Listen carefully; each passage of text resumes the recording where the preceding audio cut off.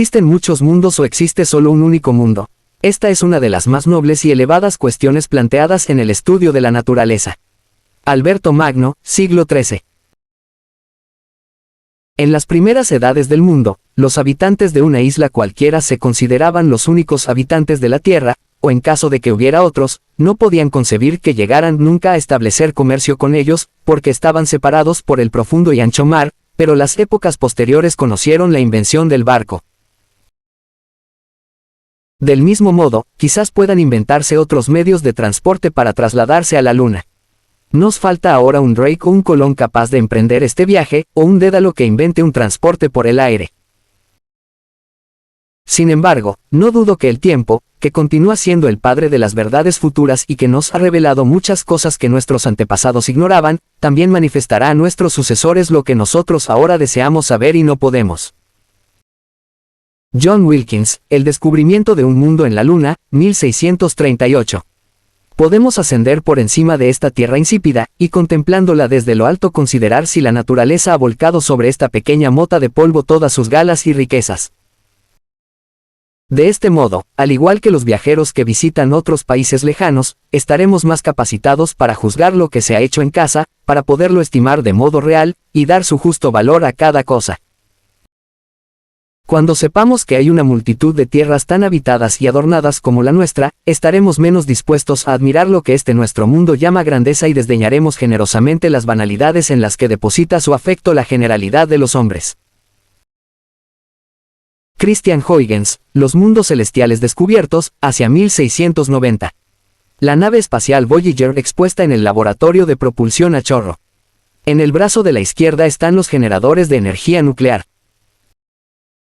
Dentro del compartimento central, hexagonal, que contiene la electrónica, están las computadoras de a bordo. El disco de oro en el exterior es el disco interestelar Voyager, véase capítulo 11.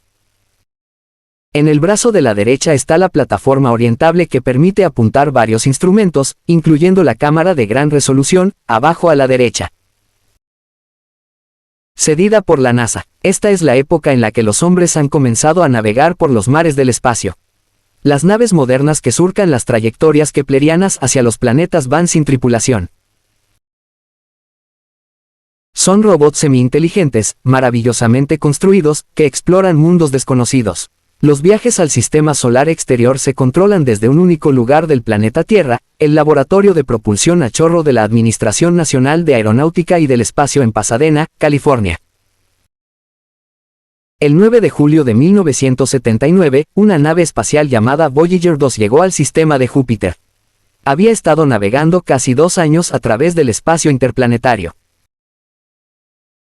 La nave está hecha de millones de piezas separadas montadas de modo redundante, para que si falla algún componente otros se hagan cargo de sus responsabilidades. La nave espacial pesa 0.9 toneladas y llenaría una sala de estar grande. Su misión le lleva tan lejos del Sol que no puede obtener su energía de él, como otras naves. El Voyager cuenta por ello con una pequeña planta de energía nuclear, que extrae cientos de vatios de la desintegración radiactiva de una pastilla de plutonio. Sus 3 computadores integrados y la mayoría de sus funciones de mantenimiento, por ejemplo, el sistema de control de temperatura, están localizados en el centro. Recibe órdenes de la Tierra y radia sus descubrimientos hacia la Tierra a través de una gran antena de 3.7 metros de diámetro. La mayoría de sus instrumentos científicos están en una plataforma de exploración, que va apuntando hacia Júpiter o a alguna de sus lunas cuando la nave espacial pasa disparada por su lado. Hay muchos instrumentos científicos, espectrómetros ultravioleta e infrarrojo, aparatos para medir las partículas cargadas, los campos magnéticos y las emisiones de radio de Júpiter, pero los más productivos han sido las 2 cámaras de televisión, preparadas para tomar decenas de miles de imágenes de las islas planetarias del sistema solar exterior.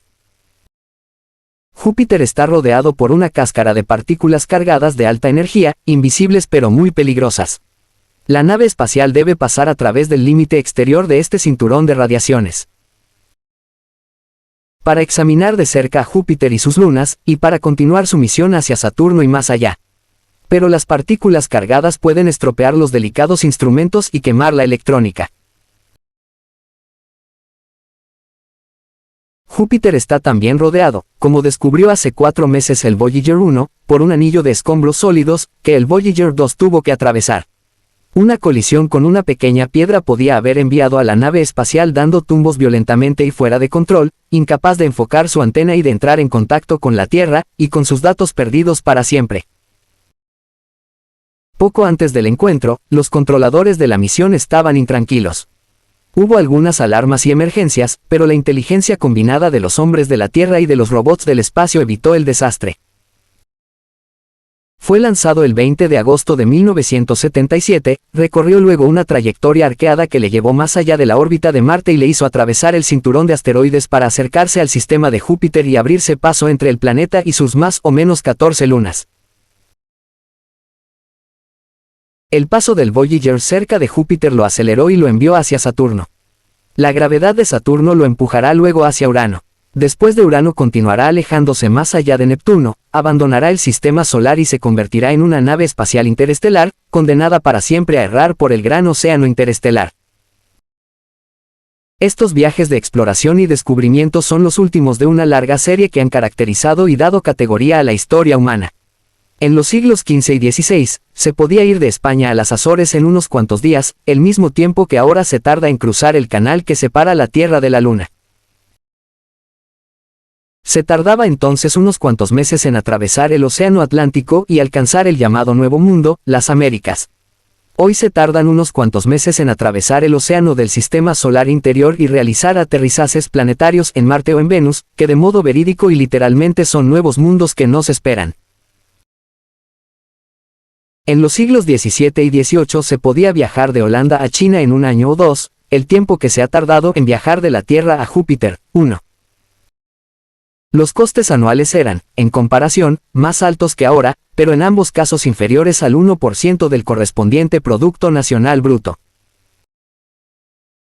Nuestras actuales naves espaciales con sus tripulaciones robots son los precursores, las vanguardias de futuras expediciones humanas a los planetas. Hemos recorrido este camino antes. Los siglos XV al XVII representan un gran momento decisivo de nuestra historia. Empezó a quedar claro que podíamos aventurarnos a cualquier lugar de nuestro planeta. Naves intrépidas de media docena de naciones europeas se dispersaron por todos los océanos. Hubo muchas motivaciones para estos viajes: la ambición, la codicia, el orgullo nacional, el fanatismo religioso, la remisión de penas, la curiosidad científica, la sed de aventuras, la imposibilidad de encontrar un buen empleo en Extremadura. Estos viajes hicieron mucho mal y también mucho bien, pero el resultado neto ha sido dejar unida a toda la Tierra, disminuir el provincialismo, unificar la especie humana y avanzar enérgicamente en el conocimiento de nuestro planeta y de nosotros mismos. Control de la misión en el Laboratorio de Propulsión a Chorro, cedida por la NASA, el puerto de Middelburg, Holanda, a principios del siglo XVII. Pintura de Adriaan van de Ven, cedida por el Rijksmuseum, Ámsterdam. Atlas sosteniendo los cielos estrellados. Escultura del Ayuntamiento de Ámsterdam. Fotografía, Bill Ray. Paréntesis que cierra punto. La República Revolucionaria Holandesa del siglo XVII es un paradigma de la época de exploraciones y descubrimientos navales. Se había declarado recientemente independiente del poderoso Imperio Español, y por ello abrazó con más fuerza que cualquier otro país europeo de su época la Ilustración europea. Fue una sociedad racional, ordenada, creativa. Pero al estar cerrados los puertos y los barcos españoles a los buques holandeses, la supervivencia económica de la diminuta república dependía de su capacidad por construir, tripular y desplegar una gran flota destinada a la navegación comercial. La Compañía Holandesa de las Indias Orientales, una empresa conjunta del gobierno y la iniciativa privada, envió barcos a los rincones más lejanos del mundo para adquirir mercancías raras y revenderlas provechosamente en Europa. Estos viajes fueron la sangre viva de la República. Las cartas y los mapas de navegación se consideraban secretos de Estado. Con frecuencia los barcos embarcaban con órdenes selladas. Los holandeses hicieron de repente su aparición en todo el planeta. El mar de Barents en el Océano Ártico y Tasmania en Australia tienen el nombre de capitanes de barco holandeses. Estas expediciones no eran simples empresas de explotación comercial, aunque de eso hubo mucho. Entraban en ellas poderosos elementos de aventura científica, y la obsesión por descubrir nuevas tierras, nuevas plantas y animales, nuevos pueblos, la búsqueda del conocimiento en sí. El Ayuntamiento de Ámsterdam refleja la imagen confiada y secular que tenía de sí la Holanda del siglo XVI. Se precisaron naves enteras cargadas de mármol para construirlo. Constantin Huygens, un poeta y diplomático de la época, dijo que el ayuntamiento dejaba de lado la miseria y el visqueo del gótico. En el ayuntamiento hay todavía hoy una estatua de Atlas sosteniendo los cielos adornados con constelaciones. Debajo está la justicia, de pie entre la muerte y el castigo, blandiendo una espada de oro y las balanzas, y pisando a la avaricia y a la envidia, los dioses de los mercaderes. Los holandeses, cuya economía estaba basada en el beneficio privado, comprendieron sin embargo que la búsqueda desenfrenada del beneficio suponía una amenaza para el alma de la nación. Un símbolo menos alegórico puede encontrarse debajo de Atlas y de la justicia, en el suelo del ayuntamiento. Un gran mapa embutido, que data de finales del siglo XVII o principios del XVIII, y alcanza desde África Occidental hasta el Océano Pacífico. El mundo entero era un escenario para Holanda. Y en este mapa los holandeses, con una modestia encantadora, se omitieron a sí mismos, utilizando solo el viejo nombre latino de Belgium para la parte de Europa que les correspondía. En un año corriente muchos barcos partían para recorrer medio mundo, navegaban descendiendo por la costa occidental de África, atravesaban el mar que ellos llamaban Etíope, doblaban la costa sur de África, pasaban entre los estrechos de Madagascar, alcanzaban la punta más meridional de la India, y se dirigían finalmente a uno de sus puntos de mayor interés, las Islas de las Especies, la actual Indonesia. Algunas expediciones fueron desde allí hasta una tierra bautizada Nueva Holanda y llamada hoy Australia. Unos cuantos se aventuraron por los estrechos de Malaca, bordearon Filipinas y llegaron a China. Lo sabemos por una relación de mediados del siglo XVII que describe una embajada de la Compañía de las Indias Orientales de las Provincias Unidas de los Países Bajos, al gran Tártaro Cham, emperador de la China. Los ciudadanos, embajadores y capitanes de mar holandeses quedaron patidifusos al encontrarse cara a cara con otra civilización en la ciudad imperial de Pekín. 2. Holanda no había sido ni volvió a ser una potencia mundial de tal magnitud. Era un país pequeño, obligado a vivir de su propio talento, y que infundía a su política extranjera un fuerte aire pacifista. Su gran tolerancia por las opiniones no ortodoxas le convirtió en un paraíso para los intelectuales que huían de la censura y del control de pensamiento practicado en el resto de Europa, del mismo modo los se beneficiaron enormemente del éxodo de intelectuales que huían en los años 30 de la Europa dominada por los nazis.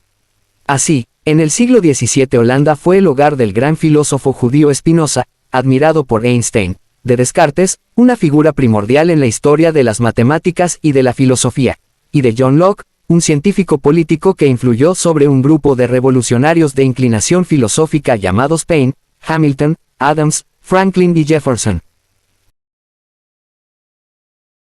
Nunca, ni antes ni después, ha estado Holanda adornada con una galaxia tal de artistas y de científicos, de filósofos y de matemáticos. Fue la época de los maestros pintores Rembrandt, Vermeer y Frans Hals, de Leeuwenhoek, el inventor del microscopio, de Wilbur Snell, que descubrió la ley de la refracción de la luz.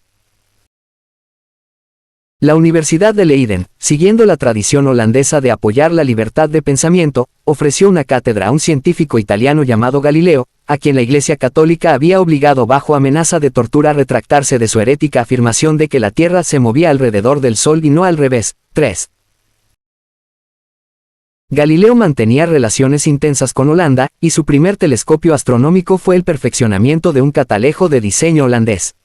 Galileo Galilei, 1564 a 1642. En esta pintura de Jean-Léon Wens, Galileo intenta convencer a los escépticos eclesiásticos de que en la Luna hay montañas y de que el planeta Júpiter tiene varias lunas propias. La jerarquía católica no se dejó convencer. Galileo fue procesado por sospecha grave de herejía. Condenado gracias a un documento falsificado, pasó los últimos 8 años de su vida bajo arresto domiciliario, en su pequeña casa de las afueras de Florencia. Galileo fue la primera persona que utilizó el telescopio en el estudio de los cielos. Pintura de Jean Leon Wentz, copyright National Geographic Society. Con él descubrió manchas solares, las fases de Venus, los cráteres de la Luna, y las 4 grandes lunas de Júpiter llamadas, por este motivo, satélites galileanos. La descripción que el propio Galileo hace de sus dolores eclesiásticos está contenida en una carta que escribió en el año 1615 la gran duquesa Cristina. Como bien sabe vuestra serena majestad, hace algunos años descubrí en los cielos muchas cosas que no se habían visto antes de nuestra época. La novedad de estas cosas, y algunas consecuencias que de ellas se derivaban en contradicción con las nociones físicas comúnmente sostenidas por los filósofos académicos, han excitado contra mí a un no pequeño número de profesores, muchos de ellos eclesiásticos, como si yo hubiese colocado con mis propias manos esas cosas en el cielo a fin de trastocar la naturaleza y de trastocar las ciencias. Parecen olvidar que el incremento en las verdades estimula la investigación, la fundación y el desarrollo de las artes. La conexión entre Holanda como potencia exploradora y Holanda como centro cultural e intelectual fue muy fuerte. El perfeccionamiento de los barcos fomentó todo tipo de tecnología. La gente disfrutaba trabajando con sus manos. Los inventos se apreciaban. El avance tecnológico exigía la búsqueda del conocimiento lo más libre posible, y así Holanda se convirtió en el principal editor y librero de Europa, traduciendo trabajos escritos en otras lenguas y permitiendo la publicación de libros prohibidos en otros países. Las aventuras en países exóticos y los encuentros con sociedades extrañas pusieron en tela de juicio la satisfacción propia, retaron a los pensadores a reconsiderar la sabiduría convencional y demostraron que ideas aceptadas durante milenios en geografía, por ejemplo, eran fundamentalmente erróneas. En una época en que reyes y emperadores mandaban en casi todo el mundo, la República Holandesa estaba más gobernada por el pueblo que cualquier otra nación. El carácter abierto de su sociedad y el estímulo que daba a la vida del pensamiento, su bienestar material y sus ansias de exploración y de utilización de nuevos mundos, generaron una alegre confianza en la empresa humana. Sin duda sabréis que Galileo fue recientemente censurado por los inquisidores de la fe, y que sus opiniones sobre el movimiento de la Tierra fueron condenadas por heréticas. Debo deciros que todas las cosas que expliqué en mi tratado, y que incluían la doctrina del movimiento de la Tierra, son tan interdependientes que basta descubrir que una de ellas es falsa para saber que todos los argumentos que utilizo carecen de fundamento. Aunque yo pensé que se basaban en pruebas muy ciertas y evidentes, no desearía por nada del mundo mantenerlas contra la autoridad de la Iglesia. Quiero vivir en paz y continuar la vida que inicié con la divisa, para vivir bien has de vivir sin que te vean. En Italia, Galileo había anunciado otros mundos, y Giordano Bruno había especulado sobre otras formas de vida. Por esto sufrieron brutalmente, pero en Holanda, el astrónomo Christian Huygens, que creía en ambas cosas, fue colmado de honores. Su padre era Constantin Huygens, un diplomático importante de la época, literato, poeta, compositor, músico, amigo íntimo y traductor del poeta inglés John Donne, y cabeza de una gran familia arquetípica. Constantin admiraba al pintor Rubens y descubrió a un joven artista llamado Rembrandt van Rijn, en varios de cuyos trabajos apareció con posterioridad. Después de su primer encuentro, Descartes escribió de él: apenas podía creer que una sola mente pudiera ocuparse de tantas cosas, y estar tan bien preparada en todas ellas. La casa de Huygens estaba llena de bienes procedentes de todas partes del mundo. Pensadores distinguidos de otras naciones eran con frecuencia sus huéspedes. El joven Christian Huygens, que crecía en este ambiente, se iba haciendo simultáneamente experto en lenguas, dibujo, derecho, ciencias, ingeniería, matemáticas y música. Sus intereses y lealtades eran amplios. El mundo es mi patria, decía, la ciencia mi religión. La luz era un tema de la época. La ilustración simbólica de la libertad de pensamiento y de religión, de los descubrimientos geográficos, la luz que impregnaba las pinturas de la época, especialmente el exquisito trabajo de Vermeer, y la luz como objeto de investigación científica, como el estudio de la refracción por Snell, el invento del microscopio por Leeuwenhoek y la teoría ondulatorio de la luz del propio Huygens. 6. Eran actividades relacionadas, y sus practicantes se trataban libremente. Es significativo que los interiores de Vermeer están cargados de artefactos náuticos y mapas murales. Los microscopios eran curiosidades de salón. Leeuwenhoek fue el albacea testamentario de Vermeer y un visitante frecuente de la mansión de Huygens en Hofwyk. El microscopio de Leeuwenhoek se desarrolló a partir de la lupa utilizada por los lenceros para examinar la calidad de la tela. Con él se descubrió un universo en una gota de agua, los microbios, a los que llamó animálculos, y que calificó de lindos. Huygens había construido el diseño del primer microscopio y él mismo realizó muchos descubrimientos con él. Leeuwenhoek y Huygens fueron de las primeras personas que vieron células de esperma humano, un requisito previo para comprender la reproducción humana. Huygens. Retrato de Christian Huygens, 1629-1695, por Bernard Vaillant. Cedido por Huygens Museum, Hofwyk, Voorburg, Holanda. Detalle de los cuadernos de Christian Huygens, donde apuntaba sus observaciones de espermatozoides procedentes de los fluidos seminales de un perro, izquierda, y de un hombre, realizadas con uno de los microscopios de Leeuwenhoek. Para explicar el lento desarrollo de microorganismos en agua previamente esterilizada por ebullición, propuso que eran tan pequeños que podían flotar por el aire y reproducirse al posarse en el agua. De este modo ofreció una alternativa a la generación espontánea, la teoría según la cual la vida puede surgir en el zumo de uva fermentado o en carne en descomposición, con total independencia de la vida preexistente. La especulación de Huygens no demostró ser correcta hasta la época de Louis Pasteur, 2 siglos después. La búsqueda de vida en Marte por el Viking deriva en más de una línea de Leeuwenhoek y de Huygens. También son los abuelos de la teoría del germen en la enfermedad y por lo tanto de parte de la medicina moderna. Pero ellos no buscaban resultados prácticos. Ellos se limitaban a manipular un poco dentro de la sociedad tecnológica. El microscopio y el telescopio, desarrollados ambos en Holanda, a principios del siglo XVII, representan una ampliación de las perspectivas humanas hacia los reinos de lo muy pequeño y de lo muy grande.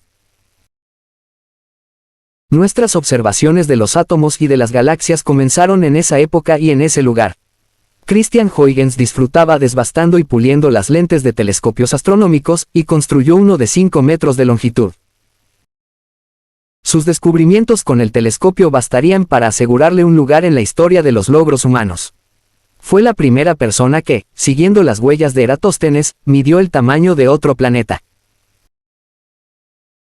Fue también el primero en conjeturar que Venus está cubierto totalmente de nubes, el primero en dibujar un accidente de la superficie de Marte, una gran ladera oscura azotada por el viento llamada Syrtis Major, y fue el primero que, al observar la aparición y desaparición de tales rasgos mientras el planeta giraba, determinó que el día marciano tenía, como el nuestro, una duración de unas 24 horas. Fue el primero en reconocer que Saturno está rodeado por un sistema de anillos que no tocan en ningún punto al planeta. 7 y fue el descubridor de Titán, la mayor luna de Saturno y, como sabemos ahora, la luna mayor del sistema solar, un mundo de extraordinario interés y porvenir. Realizó la mayoría de estos descubrimientos antes de los 30 años. También pensaba que la astrología era una tontería. Huygens hizo mucho más. Un problema clave para la navegación marítima en aquella época era la determinación de la longitud. La latitud se podía determinar fácilmente por las estrellas. Cuanto más al sur se estaba, más constelaciones meridionales se podían ver. Pero la longitud necesitaba de un cronómetro preciso. Un exacto reloj a bordo marcaría el tiempo del puerto de partida. La salida y puesta de sol y de las estrellas determinaría el tiempo local de a bordo, y la diferencia entre los dos tiempos daría la longitud. Huygens inventó el reloj de péndulo, su principio fue descubierto con anterioridad por Galileo, que se utilizó, aunque no con éxito absoluto, para calcular la posición en medio del gran océano. Sus esfuerzos introdujeron una exactitud sin precedentes en las observaciones astronómicas y científicas en general, y estimularon adelantos posteriores en los relojes náuticos. Inventó el resorte espiral de balancín utilizado aún hoy en algunos relojes. Realizó contribuciones fundamentales a la mecánica, por ejemplo, el cálculo de la fuerza centrífuga. Y a la teoría de la probabilidad, basándose en un estudio del juego de los dados. Perfeccionó la bomba de aire, que revolucionó después la industria minera, y la linterna mágica, el antecesor del proyector de diapositivas. También inventó un llamado motor de pólvora, que influyó en el desarrollo de otra máquina, el motor de vapor. A Huygens le encantaba que la visión copernicana de la Tierra como planeta en movimiento alrededor del Sol fuese ampliamente compartida por la gente común de Holanda. De hecho, decía, Copérnico era aceptado por todos los astrónomos excepto por los que eran algo torpes o estaban sometidos a las supersticiones impuestas por autoridades meramente humanas. En la Edad Media, los filósofos cristianos solían decir con gusto que los cielos difícilmente podían ser infinitos puesto que daban una vuelta a la Tierra cada día, por lo tanto un número infinito de mundos, o incluso un gran número de ellos, o incluso otro mundo más, era algo imposible. El descubrimiento de que la Tierra gira en lugar de moverse el cielo tiene implicaciones importantes para la unicidad de la Tierra y la posibilidad de vida en otros lugares. Copérnico mantenía que no solo el sistema solar, sino el universo entero era heliocéntrico, y Kepler negaba que las estrellas tuvieran sistemas planetarios. La primera persona que atinó explícitamente la idea de un gran número, de hecho un número infinito de otros mundos en órbita alrededor de otros soles, parece haber sido Giordano Bruno. Pero otros pensaron que la pluralidad de mundos se seguía inmediatamente de las ideas de Copérnico y de Kepler y quedaron horrorizados. A principios del siglo XVII, Robert Merton dijo que la hipótesis heliocéntrica implicaba una multitud de otros sistemas planetarios, y que este era un argumento de los llamados de reducción al absurdo, apéndice 1, que demostraba el error de una suposición inicial. Su argumento, que en cierto modo pudo haber parecido mordaz, acaba así. Si el firmamento es de tan incomparable magnitud, como le atribuyen esos gigantes cooperaciones, tan vasto y lleno de innumerables estrellas, hasta ser de una extensión infinita, ¿no podemos suponer también que esas estrellas infinitas visibles en el firmamento son otros tantos soles, con sus correspondientes centros fijos, y que tienen asimismo sus correspondientes planetas subordinados, como tiene el Sol los suyos danzando tranquilos a su alrededor? Hay por lo tanto infinitos mundos habitados. ¿Qué lo impide? A estos y otros intentos parecidos, osados e insolentes, a estas paradojas prodigiosas deben seguir las correspondientes inferencias, si se acepta lo que Kepler y otros afirman del movimiento de la Tierra. Pero la Tierra se mueve. Merton, si hoy viviese, estaría obligado a deducir mundos infinitos, habitables. Huygens no se acobardó por esa conclusión, él la aceptó alegremente. A través del mar del espacio, las estrellas son otros soles. Huygens razonó por analogía con nuestro sistema solar que aquellas estrellas tendrían sus propios sistemas planetarios, y que muchos de esos planetas podían estar habitados, si solo concediésemos a los planetas vastos desiertos, y les privásemos de todas aquellas criaturas que pregonan del modo más claro su arquitectura divina, los pondríamos debajo de la Tierra. Un detalle del sistema Saturnium de Christian Huygens, publicado en 1659. Muestra su explicación correcta del aspecto cambiante de los anillos de Saturno a lo largo de los años, a medida que cambia la geometría relativa de la Tierra y de Saturno. En la posición B, los anillos relativamente tan finos como el papel desaparecen porque los vemos de canto. En la posición A presentan la máxima extensión visible desde la Tierra, con una configuración ante la cual Galileo, que tenía un telescopio muy inferior, se sintió consternado. En belleza y dignidad, lo cual es muy poco razonable. 8. Estas ideas se exponen en un libro extraordinario que lleva el triunfante título de Los mundos celestiales descubiertos, conjeturas relativas a los habitantes, plantas y producciones de los mundos en los planetas. Compuesto poco tiempo antes de la muerte de Huygens en 1690, la obra fue admirada por muchas personas, entre ellas Pedro el Grande, que la hizo publicar en Rusia como el primer producto de la ciencia occidental. El libro trata en gran parte de la naturaleza o los ambientes de los planetas. Hay una de las láminas de la primera edición, primorosamente impresa, en la que se ve, a escala, el Sol y los planetas gigantes Júpiter y Saturno. Son, en comparación, bastante pequeños. También hay un grabado de Saturno al lado de la Tierra, nuestro planeta es un círculo diminuto. Huygens pensó que los ambientes y los habitantes de otros planetas eran bastante parecidos a los terráqueos del siglo XVII. Imaginó, planetarianos, cuyos cuerpos enteros y cada parte de ellos pueden ser bastante distintos y diferentes de nosotros. Es una opinión muy ridícula, afirmar que es imposible que un alma racional pueda morar en otra forma distinta de la nuestra. En definitiva, uno puede ser listo aunque parezca extraño. Pero luego Huygens seguía argumentando que tampoco podían ser muy extraños, que debían tener manos y pies, y caminar derechos, que tendrían escritura y geometría, y que Júpiter tiene sus 4 satélites galileanos para ayudar en la navegación por los océanos jovianos. Huygens era por supuesto un ciudadano de su tiempo. ¿Quién de nosotros no lo es? Llamaba a la ciencia su religión, y luego afirmaba que los planetas debían estar habitados porque de lo contrario Dios hubiera hecho las cosas por nada. Como vivió antes de Darwin, sus especulaciones sobre la vida extraterrestre resultan inocentes en la perspectiva evolutiva. Pero basándose en observaciones consiguió desarrollar algo parecido a las perspectivas cósmicas modernas. Qué maravillosa y asombrosa perspectiva tenemos aquí de la inmensidad del universo. Tantos soles, tantas tierras, y cada una de ellas provista con tantos animales, plantas y árboles, adornadas con tantas montañas y mares. ¿Y cómo debe crecer nuestro asombro y admiración cuando consideramos la distancia y la multitud prodigiosa de estrellas? La nave espacial Voyager es el descendiente lineal de aquellos viajes navales de exploración y de la tradición científica y especulativa de Christian Huygens. Los Voyager son carabelas que navegan hacia las estrellas y que en su camino van explorando aquellos mundos que Huygens conocía y amaba tanto. Una de las mercancías principales que llegaban en aquellos viajes de hace siglos eran los relatos de viajeros, 9 historias sobre Pai. Seres extraños y sobre seres exóticos que despertaban nuestra sensación de maravilla y estimulaban futuras exploraciones.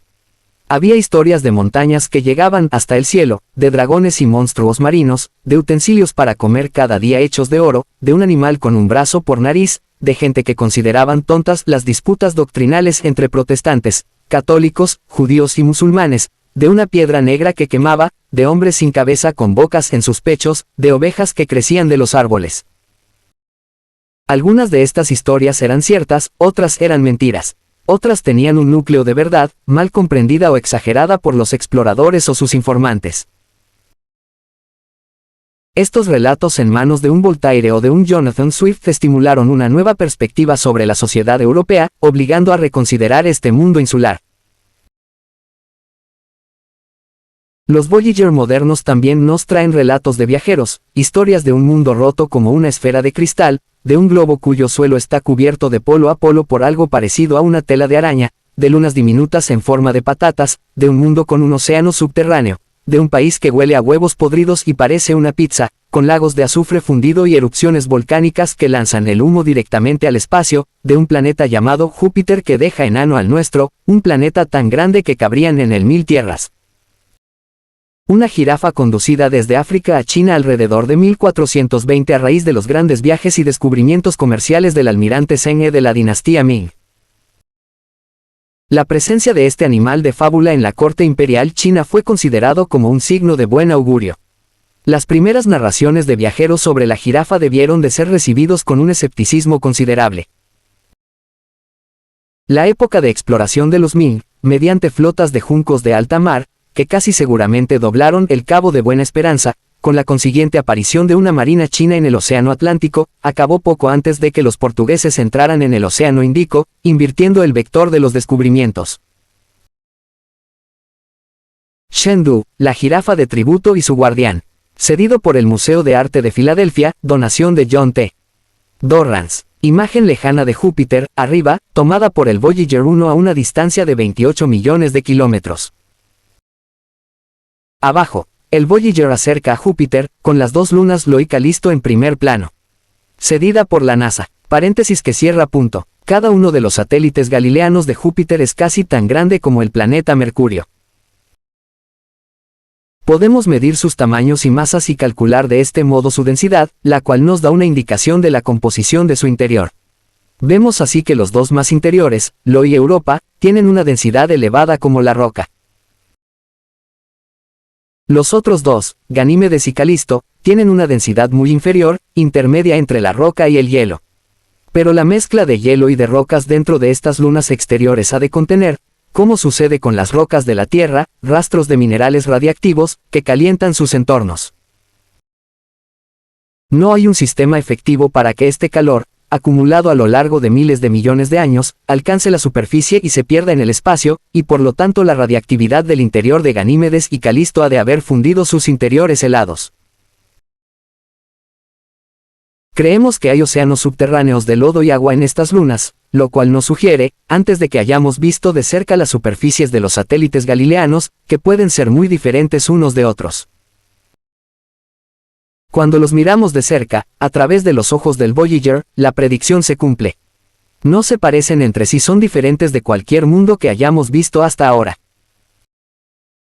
La nave espacial Voyager 2 no volverá nunca a la Tierra. Pero sus hallazgos científicos, sus descubrimientos épicos, sus relatos de viajero, volvieron. Tomemos por ejemplo el 9 de julio de 1979. A las 8:04 de la mañana hora estándar del Pacífico en la mañana de aquel día llegaron a la Tierra las primeras imágenes de un nuevo mundo, llamado con el nombre de un mundo viejo, Europa. ¿Cómo llega hasta nosotros una imagen procedente del sistema solar exterior? La luz del Sol brilla sobre Europa en su órbita alrededor de Júpiter y es reflejada de nuevo al espacio, donde una parte choca contra los fósforos de las cámaras de televisión del Voyager, generando una imagen. La imagen es leída por las computadoras del Voyager, radiada a través de la inmensa distancia de 500 millones de kilómetros a un radiotelescopio, a una estación basada en la Tierra. Hay una en España, una en el desierto Mojave de California Meridional y una en Australia. En aquella mañana de julio de 1979 fue la estación australiana la que estaba apuntando hacia Júpiter y Europa. La estación pasa luego la información a través de un satélite de comunicaciones en órbita terrestre a California Meridional, desde donde es retransmitida mediante un conjunto de torres de enlace por microondas a una computadora del laboratorio de propulsión a chorro, donde se procesa. La imagen es básicamente idéntica a una fotografía de prensa transmitida por teléfono, y está constituida casi por 1.000.000 de puntos distintos, cada uno con un tono distinto de gris, puntos tan finos y apretados que vistos desde una cierta distancia los puntos constitutivos resultan invisibles. Solo vemos su efecto acumulativo. La información de la nave espacial especifica el grado de brillo o de oscuridad de cada punto. Después de ser procesados, los puntos se almacenan en un disco magnético, parecido a un disco fonográfico. En estos discos hay almacenadas unas 18.000 fotografías tomadas en el sistema de Júpiter por el Voyager 1 y un número equivalente tomadas por el Voyager 2. Después el producto final de este conjunto notable de enlaces de radio es una hoja delgada y brillante de papel, que muestra en este caso las maravillas de Europa, grabadas, procesadas y examinadas por primera vez en la historia humana el 9 de julio de 1979. Lo que vimos en estas fotografías era absolutamente asombroso. El trayectorias del vuelo del Voyager 1, cruzando la órbita de Urano, arriba a la izquierda, y del Voyager 2, en su encuentro con Urano en enero de 1986. También aparece la trayectoria alternativa suponiendo que el Voyager tenga que pasar cerca de Titán, como hizo el Voyager 1. El paso del Voyager 1, arriba, y del Voyager 2, abajo, entre los satélites galileanos de Júpiter el 5 de marzo y el 9 de julio de 1979. La luna joviana Europa, vista por el Voyager 2 al pasar cerca de ella el 9 de julio de 1979. Europa tiene aproximadamente el tamaño de nuestra luna, pero topográficamente es muy distinta. La ausencia de cráteres y de montañas hace pensar que una costra espesa de hielo, quizás de 100 kilómetros de profundidad, envuelve y aprieta el interior silíceo. La estructura compleja de líneas oscuras pueden ser fracturas en el hielo rellenadas con sustancia proveniente del interior de la costra. El fuerte brillo de Europa avala esta hipótesis. Cedida por la NASA, Voyager 1 obtuvo excelentes imágenes de los otros 3 satélites galileanos de Júpiter, pero no de Europa. Le cupo al Voyager 2 la tarea de adquirir las primeras imágenes en primer plano de Europa, imágenes en las que vemos cosas que solo tienen unos kilómetros de diámetro. A primera vista el lugar se parece extraordinariamente a la red de canales que Percival Lowell imaginó que adornaba a Marte, y que ahora gracias a las exploraciones con vehículos espaciales, sabemos que no existe. Vemos en Europa una red intrincada e increíble de líneas rectas y curvas que se cortan. Son cordilleras, es decir terreno elevado, son cuencas, es decir terreno deprimido. ¿Cómo están hechas? Forman parte de un sistema tectónico global, producido quizás por la fracturación de un planeta en expansión o en contracción.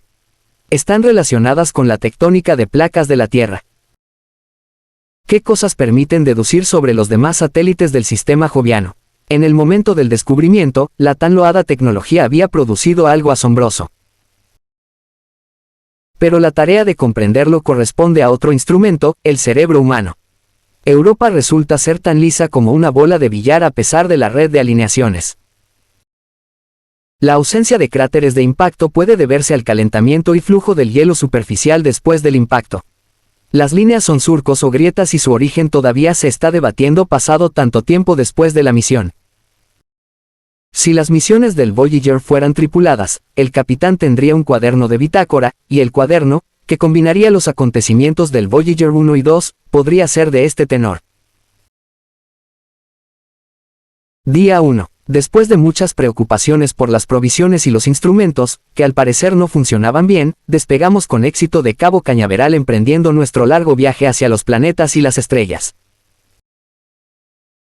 Día 2. Un problema en el despliegue del brazo que sostiene la plataforma de exploración científica. Si no se resuelve el problema perderemos la mayor parte de nuestras imágenes y de los restantes datos científicos. Día 13. Hemos mirado hacia atrás y hemos tomado la primera fotografía en la historia de la Tierra y la Luna juntas en el espacio. Una buena pareja. Día 150.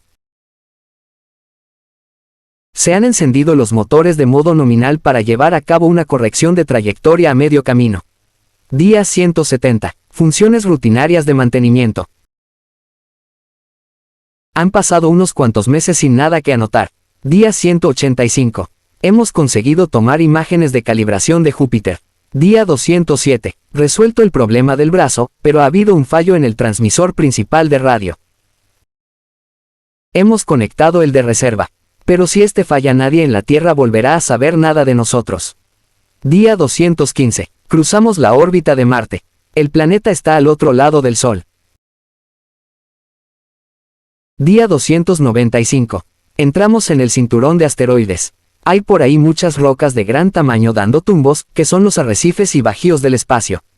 La mayoría no están cartografiados. Imagen tomada por el Voyager 2, el 6 de julio de 1979, que muestra una región de la atmósfera joviana a unos 25 grados norte del Ecuador. El chorro de nubes de la zona templada septentrional es la franja oxidada que atraviesa en diagonal la parte central y superior de la figura. Estas nubes se desplazan a una velocidad de 540 km por hora. Las zonas blancas azuladas de abajo muestran claros en las nubes altas de amoníaco. Miramos hacia abajo desde unos 60 kilómetros.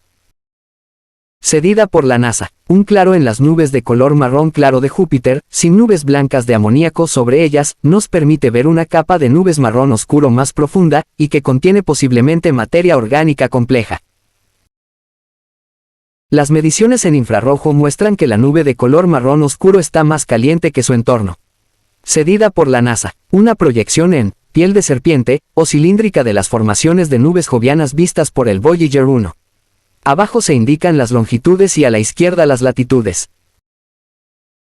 Los símbolos marcados a la derecha son, por orden, la zona templada septentrional, la zona tropical septentrional, el cinturón ecuatorial septentrional, la zona ecuatorial, el cinturón ecuatorial meridional, la zona tropical meridional, y la zona templada meridional. Las zonas tienden a cubrirse con nubes blancas de amoníaco de gran altura, al contrario de los cinturones de color.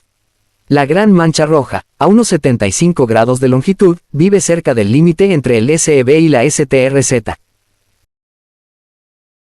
Los lugares más profundos y calientes que vemos corresponden a las manchas azuladas al comienzo de las plumas blancas regularmente espaciadas del NEB.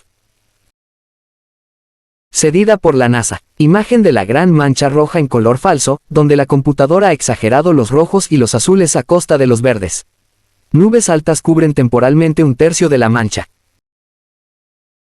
Imagen del Voyager 1, cedida por la NASA, imagen de la superficie de lo tomada por el Voyager 1. Cada una de las manchas oscuras, aproximadamente circulares, es un volcán recientemente activo. El volcán con un halo brillante en el centro aproximado del disco fue visto en erupción 15 horas antes de que se adquiriese esta imagen, desde entonces se le llama Prometeo. Se cree que los colores negro, rojo, anaranjado y amarillo son azufre helado, arrojado originalmente por los volcanes en estado líquido, con temperaturas iniciales más altas para los depósitos negros y más bajas para los amarillos. Los depósitos blancos, incluyendo los situados alrededor de Prometeo, pueden ser de dióxido de azufre helado. Io tiene 3.640 kilómetros de diámetro. Cedida por la NASA. 2 volcanes en erupción en el limbo o borde de lo creciente. Parece que han estado en erupción continua durante 4 meses. El penacho inferior es del volcán Maui Patera. Imagen del Voyager 2. Cedida por la NASA. Corrientes recientes de azufre fundido procedentes del volcán Rapatera en Io. Estamos contemplando casi directamente desde arriba la caldera volcánica. Imagen del Voyager 1. Cedida por la NASA. Los vigías están en sus puestos. Confiamos evitar una colisión. Día 475. Emergimos enteros del cinturón principal de asteroides, felices de continuar con vida. Día 570. Júpiter empieza a crecer en el cielo. Podemos ya distinguir en su disco detalles más finos de los conseguidos hasta ahora por los mayores telescopios de la Tierra. Día 615. Los colosales sistemas meteorológicos y las nubes cambiantes de Júpiter, girando en el espacio ante nosotros, nos han hipnotizado. El planeta es inmenso. Su masa es el doble de la de los demás planetas juntos. No hay montañas, ni valles, ni volcanes, ni ríos. No hay límite entre la tierra y aire, solo un vasto océano de gas denso y de nubes a la deriva, un mundo sin superficie. Todo lo que vemos en Júpiter está flotando en su cielo. Día 630. El tiempo atmosférico de Júpiter continúa siendo espectacular. Este mundo tan pesado gira sobre su eje en menos de 10 horas. Sus movimientos atmosféricos están impulsados por la rápida rotación, por la luz solar y por el calor que sale a borbotones de su interior. Día 640. Las formas de las nubes son distintivas y vistosas. Nos recuerdan un poco a la noche estrellada de Van Gogh o a obras de William Blake o de Edvard Munch. Pero solo un poco. Ningún artista pintó nada parecido porque ninguno de ellos salió nunca de nuestro planeta. Ningún pintor atrapado dentro de la Tierra pudo imaginar un mundo tan extraño y hermoso. Observamos desde cerca los cinturones y bandas multicolores de Júpiter. Se cree que las bandas blancas son nubes altas, probablemente cristales de amoníaco. Los cinturones de color marronoso son lugares más profundos y calientes, donde la atmósfera se está hundiendo. Los lugares azules son al parecer agujeros profundos en las nubes superiores a través de las cuales vemos un cielo claro. Ignoramos el motivo de este color rojo marronoso de Júpiter. Quizás se deba a la química del fósforo o del azufre. Quizás se deba a moléculas orgánicas complejas de colores brillantes producidas cuando la luz ultravioleta del Sol descompone el metano, el amoníaco y el agua de la atmósfera joviana, y los fragmentos moleculares se recombinan.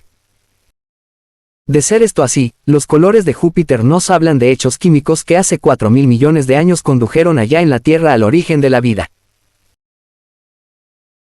Día 647. La Gran Mancha Roja, una gran columna de gas que llega a más altura que las nubes adyacentes, y tan grande que podría contener media docena de tierras. Quizás es roja porque saca a relucir las moléculas complejas producidas o concentradas a profundidades mayores. Quizás sea un gran sistema tempestuoso de 1 millón de años de antigüedad. Día 650. Encuentro. Un día de milagros. Hemos superado con éxito los traidores cinturones de radiación de Júpiter con solo un instrumento dañado, el fotopolarímetro. Consegui. Penacho volcánico del volcán Loki Patera en Io. La luz ultravioleta está aquí transcrita en azul. Alrededor del penacho perceptible con luz visible hay una gran nube, brillante en luz solar ultravioleta reflejada y compuesta de partículas muy pequeñas. El efecto es parecido al tono azul de la luz reflejada por finas partículas de humo. La parte superior de la nube ultravioleta está a más de 200 kilómetros sobre la superficie de Io y puede proyectar directamente al espacio partículas muy pequeñas y átomos. La materia proyectada quedará en órbita alrededor de Júpiter, como el mismo Io, y contribuirá al gran tubo de átomos que rodea a Júpiter a la distancia de Io. Imagen del Voyager 1, cedida por la NASA. Amaltea, la luna pequeña de Júpiter de formación irregular, vista por el Voyager 1. Las manchas brillantes son probablemente cráteres de impacto. El color rojizo puede ser un tinte procedente del material que Io pierde y que Amaltea barre al recorrer su órbita alrededor de Júpiter a 181.000 kilómetros, en el interior de la órbita de Io. Amaltea tiene unos 200 kilómetros de diámetro, y su eje longitudinal apunta hacia Júpiter. Cedida por la NASA. Maqueta del interior de Júpiter cortada transversalmente. A esta escala, las nubes visibles son más finas que la pintura en la superficie exterior de la maqueta. El núcleo es una esfera de roca y metal, un poco como la Tierra, alrededor de la cual hay un gran océano de hidrógeno metálico líquido. Podemos cruzar el plano del anillo y no sufrimos ninguna colisión con las partículas y las rocas de los recientemente descubiertos anillos de Júpiter. Y además imágenes maravillosas de Amaltea, un mundo diminuto, rojo y oblongo que vive en el corazón del cinturón de radiaciones, de lo multicolor, de las señales lineales de Europa, los rasgos de Ganímedes, como de tela de araña, la gran cuenca de Calisto con multitud de anillos. Damos la vuelta a Calisto y pasamos por la órbita de Júpiter 13, la más exterior de las lunas conocidas del planeta. Navegamos hacia el exterior. Día 662. Nuestros detectores de partículas y campos indican que hemos dejado atrás los cinturones de radiación de Júpiter. La gravedad del planeta ha dado un empujón a nuestra velocidad. Por fin nos hemos liberado de Júpiter y navegamos por el mar del espacio. Día 874. Hemos perdido el enfoque de la nave con la estrella Canopo, que en la tradición de las constelaciones es el timón de un buque. También es nuestro timón, esencial para que la nave se oriente en la oscuridad del espacio, para encontrar nuestro camino en esta parte inexplorado del océano cósmico. Hemos recuperado el enfoque con Canopo. Parece ser que los sensores ópticos confundieron Alpha y Beta Centauri con Canopo. El puerto siguiente donde tocaremos dentro de 2 años es el sistema de Saturno. De entre todos los relatos de viajeros enviados por el Voyager, mis favoritos se refieren a los descubrimientos realizados en el satélite galileano más interior, Io. Antes del Voyager sabíamos que algo raro pasaba con Lo, podíamos resolver pocos rasgos en su superficie, pero sabíamos que era roja, muy roja, más roja que Marte, quizás el objeto más rojo del sistema solar. A lo largo de los años algo parecía estar cambiando en ella, en luz infrarrojo, quizás en sus propiedades reflectores del radar. Sabemos también que en la posición orbital de Lo y rodeando parcialmente a Júpiter había un gran tubo en forma de donut de átomos de azufre, sodio y potasio, material que en cierto modo perdía Lo. Cuando el Voyager se acercó a esta luna gigante, descubrimos una superficie multicolor y extraña, sin par en todo el sistema solar. Io está cerca del cinturón de asteroides. Tiene que haber sido aporreada a fondo durante toda su historia por rocas cayendo del espacio. Tienen que haberse creado cráteres de impacto. Y sin embargo no se puede ver ninguno. En consecuencia, tuvo que haber algún proceso en Lo de gran eficiencia que borrara los cráteres o los rellenara. El proceso no podía ser atmosférico, porque la mayor parte de la atmósfera de Lo ha escapado al espacio a causa de su baja gravedad. No podían ser corrientes de agua, porque la superficie de Lo es demasiado fría. Había unos cuantos lugares que parecían cumbres de volcanes, pero era difícil estar seguro. Linda Moravito, miembro del equipo de navegación del Voyager encargado de mantenerlo en su trayectoria precisa, estaba ordenando de modo rutinario a una computadora que realizara una imagen del borde de Lo para que aparecieran las estrellas que había detrás. Vio asombrada un penacho brillante destacándose en la oscuridad desde la superficie del satélite, y pronto determinó que el penacho estaba exactamente en la posición de uno de los supuestos volcanes. El Voyager había descubierto el primer volcán activo fuera de la Tierra. Conocemos ahora en Lo 9 volcanes grandes, que escupen gases y escombros, y centenares, quizás miles de volcanes extinguidos. Los escombros, rodando y fluyendo por las laderas de las montañas volcánicas y proyectados en chorros arqueados sobre el paisaje polícromo, son más que suficientes para cubrir los cráteres de impacto. Estamos contemplando un paisaje planetario fresco, una superficie salida del cascarón. ¿Cómo se habrían admirado de ello Galileo y Huygens? Los volcanes de Io fueron predichos antes de su descubrimiento por Stanton Peale y sus colaboradores, los cuales calcularon las mareas que provocarían en el interior sólido de Io las atracciones combinadas de la cercana luna Europa y del gigante planeta Júpiter. Descubrieron que las rocas del interior de Io tenían que haberse fundido, no por radiactividad sino por las mareas, y que gran parte del interior de Io tenía que ser líquido. Parece probable actualmente que los volcanes de Io se alimentan de un océano subterráneo de azufre líquido, fundido y concentrado cerca de la superficie. Cuando el azufre sólido se calienta a temperatura algo superior al punto nominal de ebullición del agua, a unos 115 grados Celsius, se funde y cambia de color. Cuanto más elevada es la temperatura, más oscuro el color. Si se enfría rápidamente el azufre fundido, conserva su color. La serie de colores que vemos en Io se parece mucho a lo que esperaríamos ver si de las bocas de los volcanes salieran ríos y torrentes y láminas de azufre fundido. Azufre negro, el más caliente, cerca de las cimas de los volcanes, rojo y anaranjado, incluyendo a los ríos, cerca de ellas, y grandes llanuras cubiertas por azufre amarillo a distancias mayores. La superficie de Io está cambiando en una escala temporal de meses. Habrá que publicar mapas regularmente, como los partes meteorológicos de la Tierra. Los futuros exploradores de Io tendrán que estar muy atentos a lo que pisan. El Voyager descubrió que la atmósfera muy tenue y delgada de Io está compuesta principalmente de dióxido de azufre.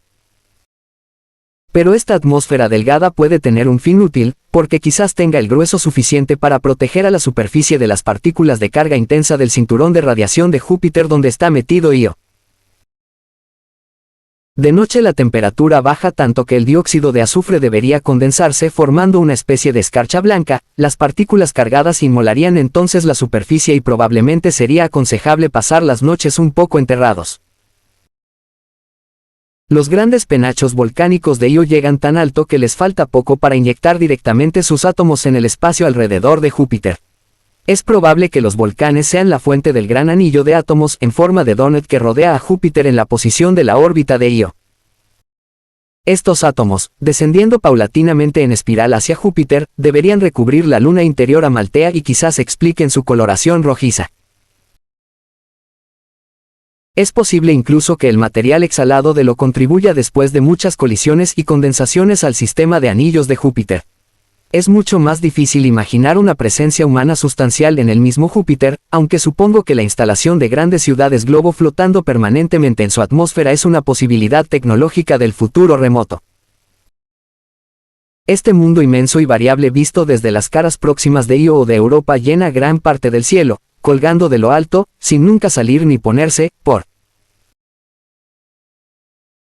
la zona antártica de Io puede observarse, arriba, una gran profusión de paisajes, incluyendo suaves planicies, calderas volcánicas, corrientes de azufre, escarpamientos abruptos, y abajo a la derecha, rodeadas de un halo brillante, montañas accidentadas y aisladas. La imagen coge unos 1700 kilómetros de amplitud.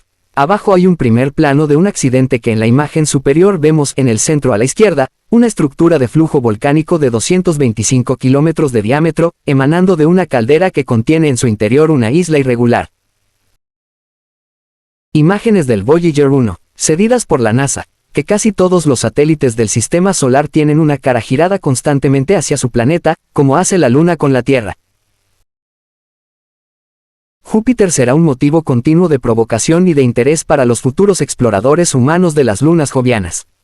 Cuando el sistema solar se condensó a partir del gas y el polvo interestelares, Júpiter adquirió la mayor parte de la masa que fue proyectada hacia el espacio interestelar y que no cayó hacia adentro, hacia el Sol. Si Júpiter hubiese tenido una masa 12 veces superior, la materia de su interior hubiese sufrido reacciones termonucleares, y Júpiter hubiese empezado a brillar con luz propia. El planeta mayor es una estrella fracasada. Incluso así, sus temperaturas interiores son lo bastante elevadas para emitir casi el doble de la energía que recibe del Sol. En la parte infrarrojo del espectro, podría incluso ser correcta la afirmación de que Júpiter es una estrella. Si se hubiese convertido en una estrella de luz visible, habitaríamos hoy un sistema binario o de 2 estrellas, con 2 soles en nuestro cielo, y las noches serían menos frecuentes, hecho esto que creo muy corriente en innumerables sistemas solares de la galaxia Vía Láctea. Sin duda encontraríamos esta circunstancia muy natural y bella. A gran profundidad por debajo de las nubes de Júpiter, el peso de las capas superiores de atmósfera produce presiones muy superiores a las existentes en la Tierra, presiones tan grandes que los electrones salen estrujados de los átomos de hidrógeno, produciendo un estado físico no observado nunca en los laboratorios terrestres, porque no se han conseguido nunca en la Tierra las presiones necesarias. Hay esperanzas de que el hidrógeno metálico sea un superconductor a temperaturas moderadas. Si pudiese fabricarse en la Tierra, constituiría una revolución en electrónica. En el interior de Júpiter, donde las presiones son unos 3 millones de veces superiores a la presión atmosférica de la superficie de la Tierra, apenas hay otra cosa que un gran océano oscuro y chapoteante de hidrógeno metálico. Pero en el núcleo mismo de Júpiter puede haber una masa de roca y de hierro, un mundo semejante a la Tierra dentro de una camisa de fuerza oculto para siempre en el centro del mayor planeta. Las corrientes eléctricas en el interior del metal líquido de Júpiter pueden ser el origen del enorme campo magnético del planeta, el mayor del sistema solar, y de su correspondiente cinturón de electrones y protones cautivos. Estas partículas cargadas son emitidas por el Sol en el viento solar y capturadas y aceleradas por el campo magnético de Júpiter. Hay un gran número de ellas atrapadas muy por encima de las nubes, condenadas a rebotar de polo a polo hasta que dan por casualidad con alguna molécula atmosférica de gran altura y quedan eliminadas del cinturón de radiación. Io se mueve en una órbita tan cercana a Júpiter que se abre paso en medio de esta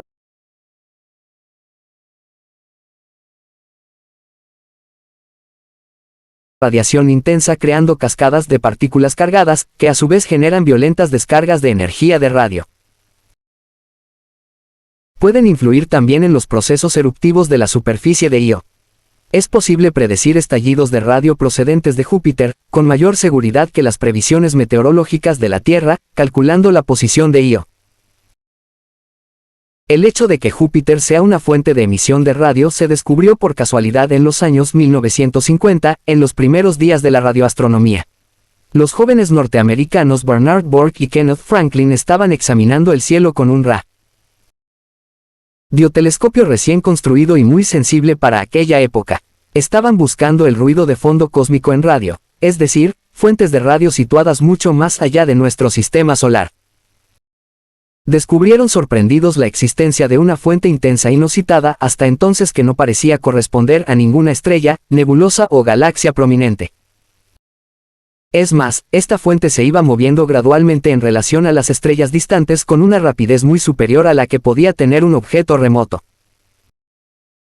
10 después de no encontrar ninguna explicación probable de todo esto en sus mapas del cosmos lejano, salieron un día del observatorio y miraron al cielo a simple vista para ver si pasaba algo interesante por allí arriba. Notaron, intrigados, la presencia de un objeto de brillo excepcional en el lugar correcto, que pronto identificaron como el planeta Júpiter. Digamos de paso que este descubrimiento accidental es algo muy típico en la historia de la ciencia. Cada noche, antes del encuentro del Voyager 1 con Júpiter, podía ver yo aquel planeta gigante parpadeando en el cielo, un espectáculo que ha hecho disfrutar y maravillarse a nuestros antepasados durante 1 millón de años. Y en la misma noche del encuentro, cuando iba a estudiar los datos del Voyager que iban llegando al laboratorio de propulsión a chorro, pensé que Júpiter ya no volvería a ser el mismo, ya nunca sería un simple punto de luz en el cielo nocturno, sino que se había convertido para siempre en un lugar para explorar y conocer. Júpiter y sus lunas son una especie de sistema solar en miniatura compuesto por mundos diversos y exquisitos que tienen mucho que enseñarnos. Saturno, por su composición y por muchos otros aspectos, es semejante a Júpiter, pero más pequeño. Da una vuelta cada 10 horas y presenta una serie de bandas ecuatoriales coloreadas, que sin embargo no son tan prominentes como las de Júpiter. Tiene un campo magnético y un cinturón de radiaciones más débil que Júpiter y un conjunto más espectacular de anillos circunplanetarios. Y también está rodeado por una docena de satélites, o más. La más interesante de las lunas de Saturno parece ser Titán, la luna mayor del sistema solar y la única que posee una atmósfera sustancial. Antes del encuentro del Voyager 1 con Titán en noviembre de 1980, nuestra información sobre Titán era escasa pero tentadora. El único gas conocido cuya presencia estaba fuera de dudas era el metano, CH4, descubierto por G. P. Kuiper. La luz ultravioleta del Sol convierte el metano en moléculas de hidrocarbono más complejas y en gas hidrógeno. Los hidrocarbonos tendrían que quedarse en Titán, cubriendo la superficie con un lodo orgánico alquitranado y marronoso, algo parecido al que se obtiene con los experimentos sobre el origen de la vida en la Tierra. El gas hidrógeno, ligero, debería escapar rápidamente hacia el espacio gracias a la baja gravedad de Titán, mediante un proceso violento llamado soplido, que debería arrastrar consigo al metano y a otros constituyentes atmosféricos. Pero Titán tiene una presión atmosférica por lo menos igual a la del planeta Marte. No parece que exista este soplido. Quizás haya un elemento atmosférico constituyente importante y todavía por descubrir, por ejemplo nitrógeno, que mantiene a un nivel elevado el peso molecular medio de la atmósfera e impide el soplido. 0 Quizás haya soplido, pero los gases que se pierden en el espacio sean sustituidos por otros gases emitidos por el interior del satélite. Ganímedes, la mayor luna de Júpiter. Los rasgos visibles más pequeños de esta imagen del Voyager tienen unos 3 kilómetros de diámetro. Destacan numerosos cráteres de impacto, muchos con rayos brillantes. Las bandas que se tuercen suavemente y se cortan están compuestas de surcos paralelos de origen incierto, cedida por la NASA. Imagen de Ganímedes tomada por el Voyager 2 el 8 de julio de 1979. Las rayas paralelas brillantes que se extienden sobre la planicie oscura a la derecha quizás se deban, como las ondas concéntricas en un charco, a un antiguo impacto en esta superficie helada. No hay cráteres en el supuesto lugar de impacto, quizás por la lenta deformación viscosa producida a lo largo de las eras. Cedida por la NASA. Calisto, fotografiado por el Voyager 1, el día 6 de marzo de 1979, a una distancia de 350.000 kilómetros. Calisto tiene aproximadamente el tamaño de Mercurio. Los numerosos cráteres de impacto de Calisto hacen pensar que tiene la superficie más vieja de todas las lunas galileanas de Júpiter, datando posiblemente de la era de acreción final hace unos 4.000 a 4.500 millones de años. Calisto tiene aproximadamente la mitad de albedo que Ganímedes, lo cual sugiere que su corteza helada está sucia, aún así es 2 veces más brillante que nuestra luna. El blanco de la derecha se formó en un gran impacto. La mancha brillante en su centro tiene unos 600 kilómetros de diámetro. Cedida por la NASA. 12 dibujos de Titán realizados por Audwin Dollfus en el observatorio de Pic du Midi, en los Pirineos franceses. Vista desde la Tierra, la imagen de Titán es tan pequeña que su disco es apenas discernible. Las observaciones hacen pensar en nubes blancas variables, quizás cirros de metano, sobre un estrato oscuro, probablemente las nubes de materia orgánica que otros datos sugirieron. Es obvia la necesidad de enviar allí un vehículo espacial que tome fotografías en primer plano, como las programadas para el Voyager 1 en noviembre de 1980. Cedidos por Audwin Dollfus. La densidad del conjunto de Titán es tan baja que ha de haber una gran reserva de agua y de otros hielos, entre ellos probablemente el metano, los cuales son liberados a la superficie por el calentamiento interno, a un ritmo desconocido. Cuando examinamos Titán con el telescopio vemos un disco rojizo, apenas perceptible. Algunos observadores han informado de la presencia de nubes blancas variables sobre este disco, muy probablemente nubes de cristales de metano. Pero ¿cuál es la causa de la coloración rojiza? La mayoría de los especialistas en Titán están de acuerdo en que la explicación más probable es que sean moléculas orgánicas complejas.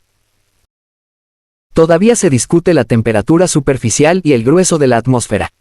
Hay algunos indicios de una temperatura superficial superior a causa de un efecto de invernadero atmosférico. Titán, que dispone de abundantes moléculas orgánicas en su superficie y en su atmósfera, es un habitante notable y único del sistema solar. La historia de nuestros pasados viajes de descubrimiento sugiere que las misiones de reconocimiento del Voyager y de otras naves espaciales revolucionarán nuestro conocimiento de este lugar. A través de un claro en las nubes de Titán se podrían vislumbrar Saturno y sus anillos, con su color amarillo pálido, difuminado por la atmósfera interpuesta. El sistema de Saturno está a una distancia del Sol 10 veces superior a la de la Tierra, y por lo tanto la luz solar en Titán tiene solo un 1% de la intensidad a la que estamos acostumbrados, y la temperatura debería estar muy por debajo del punto de congelación del agua, aunque el efecto de invernadero atmosférico fuera importante. Pero la abundancia de materia orgánica, luz solar y quizás puntos calientes volcánicos hace que no pueda eliminarse fácilmente la posibilidad de que haya vida en Titán. 11. En un medio ambiente tan diferente, tendría que ser, como es lógico, muy distinta de la vida de la Tierra. No hay pruebas fuertes, ni a favor ni en contra, de la vida en Titán. Es simplemente algo posible, pero no es probable que determinemos la respuesta a esta pregunta sin antes hacer aterrizar vehículos espaciales con instrumentos sobre la superficie de Titán. Si queremos examinar las partículas individuales que componen los anillos de Saturno tenemos que aproximamos mucho a ellas. Imagen de Calisto en color falso. Cada mancha brillante es un cráter de impacto. Imagen del Voyager 1, cedida por la NASA. Los anillos de Júpiter, descubiertos por el Voyager 1 y fotografiados aquí por el Voyager 2. Júpiter está fuera de la fotografía, abajo a la derecha. Están compuestos de pequeñas partículas y parece que se prolongan descendiendo hasta la misma parte superior de las nubes jovianas. Esto indica un estado de equilibrio entre la producción, quizás a base de material que escapó de Io, y la destrucción al entrar material en las nubes de Júpiter. Son mucho más pequeños y oscuros que los anillos de Saturno, lo que explica que antes del Voyager no se llegaran a descubrir de un modo seguro desde la Tierra. Cedida por la NASA. Porque las partículas son pequeñas, bolas de nieve, pedazos de hielo y diminutos glaciares, de 1 metro más o menos. Sabemos que están compuestos de hielo de agua, porque las propiedades espectrales de la luz solar reflejada por los anillos corresponden muy bien a las del hielo en las mediciones de laboratorio. Para aproximarnos a las partículas en un vehículo espacial tenemos que reducir nuestra velocidad, a fin de desplazarnos con ellos mientras dan la vuelta a Saturno a unos 72.000 km por hora, es decir, que tenemos que ponernos nosotros mismos en órbita alrededor de Saturno, desplazándonos a la misma velocidad que las partículas. Solo entonces podremos distinguirlas individualmente y no como simples manchas o rayas. ¿A qué se debe que no haya un único gran satélite en lugar de un sistema de anillos alrededor de Saturno? Cuanto más cerca está de Saturno una partícula del anillo, más alta es su velocidad orbital, más rápidamente va cayendo alrededor del planeta. Tercera ley de Kepler, las partículas interiores van más rápidas que las exteriores, nosotros diríamos que el carril para avanzar está siempre a la izquierda. Aunque todo el conjunto se está precipitando alrededor del mismo planeta a unos 20 km por segundo, la velocidad relativa de dos partículas adyacentes es muy baja, solo unos cuantos centímetros por minuto. A causa de este movimiento relativo las partículas no pueden llegar a pegarse por su gravedad mutua. Cuando lo intentan, sus velocidades orbitales, ligeramente distintas, las separan inmediatamente. Si los anillos no estuvieran tan próximos a Saturno, este efecto no sería tan intenso, y las partículas podrían aglomerarse, formando pequeñas bolas de nieve que crecerían formando eventualmente satélites. Por lo tanto probablemente no es una coincidencia que en el exterior de los anillos de Saturno haya un sistema de satélites cuyo tamaño varía desde unos cuantos centenares de kilómetros de diámetro hasta Titán, una luna gigante casi tan grande como el planeta Marte. La materia de todos los satélites y de los mismos planetas pudo estar al principio distribuida en forma de anillos, que se condensaron y acumularon formando las actuales lunas y planetas. Al igual que sucede en Júpiter, el campo magnético de Saturno captura y acelera las partículas cargadas del viento solar. Cuando una partícula cargada rebota de un polo magnético al otro, ha de cruzar el plano ecuatorial de Saturno. Si hay una partícula del anillo en su camino, el protón o electrón es absorbido por esta pequeña bola de nieve. En consecuencia, los anillos de ambos planetas van limpiando los cinturones de radiación, que existen solamente en el interior y el exterior de los anillos de partículas. Una luna próxima a Júpiter o a Saturno se engullirá también las partículas del cinturón de radiación, y de hecho una de las nuevas lunas de Saturno se descubrió de este modo, el Pioneer 11 encontró un vacío inesperado en los cinturones de radiación, causado por el barrido de partículas cargadas que llevaba a cabo una luna desconocida anteriormente. El viento solar se va difundiendo hacia el sistema solar exterior mucho más lejos de la órbita de Saturno. Cuando el Voyager alcance a Urano y las órbitas de Neptuno y de Plutón, si los instrumentos continúan funcionando es casi seguro que captarán su presencia, el viento entre los mundos, la parte superior de la atmósfera del Sol impulsada hacia el exterior, hacia el reino de las. Imagen tomada por el Pioneer 11 de Saturno y sus anillos, obtenida a una distancia de 2.5 millones de kilómetros, el 29 de agosto de 1979, tras un viaje de más de 5 años. Cedida por la NASA. Gráficos por computadora de Saturno en 3 orientaciones diferentes con respecto a nuestra línea de visión, desde los anillos casi de canto, arriba, hasta los anillos casi de frente, abajo, perspectiva no conseguida nunca desde la Tierra. La interrupción principal de los anillos es la división de Cassini. A su través pueden verse estrellas, aunque no falten en ella las partículas del anillo. Por este motivo, se abandonó el proyecto de atravesar con el Pioneer 11 la división de Cassini. El número preciso, la posición y la opacidad de otras divisiones de los anillos está por determinar aún. Cedidas por J. Glynn y C. Collins, Laboratorio de Propulsión a Chorro. Mapas de Nuevos Mundos. Arriba, cartografía de Io por el Voyager 1 y 2. Se indican los accidentes Ra, Loki, Maui y Prometeo, que aparecen en anteriores imágenes del Voyager de este capítulo. Abajo, el primer mapa mostrando las Américas, recopilado en el año 1500 por Juan de la Cosa, un oficial que estuvo al servicio de Colón. Cedido por la colección de la Sociedad Geográfica Americana de la Universidad de Wisconsin-Milwaukee. Estrellas. A una distancia 2 o 3 veces superior a la que separa Plutón del Sol, la presión de los protones y electrones interestelares supera a la minúscula presión ejercida allí por el viento solar. Este lugar, llamado la heliopausa, es una definición de la frontera exterior del imperio del Sol. Pero la nave espacial Voyager continuará adelante, penetrará en la heliopausa a mitades del siglo XXI y entrará surcando el océano del espacio, sin que vuelva a entrar más en otro sistema solar, destinado a errar por toda la eternidad lejos de las islas estelares y a completar su primera circunnavegación del centro masivo de la Vía Láctea dentro de unos cuantos centenares de millones de años. Nos hemos embarcado en viajes épicos. Espinzazo de la noche, pintura de John Lombard que describe una metáfora sobre la naturaleza de la Vía Láctea contada por Pueblo Ikun de la República de Botsuana.